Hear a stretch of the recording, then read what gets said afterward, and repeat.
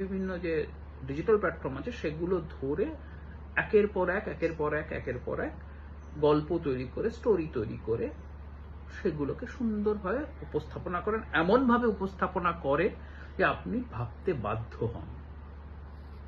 সেটা কোনো জাতির প্রতি হয়, সেটা কোনো কাস্টের প্রতি হয়, সেটা কোনো আপনি যদি অর্থনৈতিকভাবে নিচু স্তরে থাকে তাহলে উঁচু স্তরের প্রতি, উঁচু স্তরে থাকলে নিচু স্তরের প্রতি, এটা হয়। কোম্পানিরাও একইভাবে কাজ করে।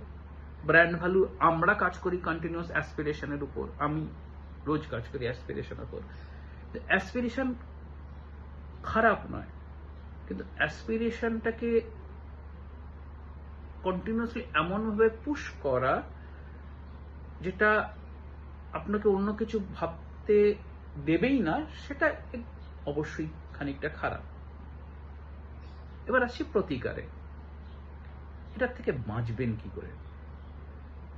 এক, ডিজিটাল ডিটক্স। জানি স্মার্টফোন আসার পরে ডিজিটাল ডিটক্স ব্যাপারটা একেবারে যাচ্ছে তাই।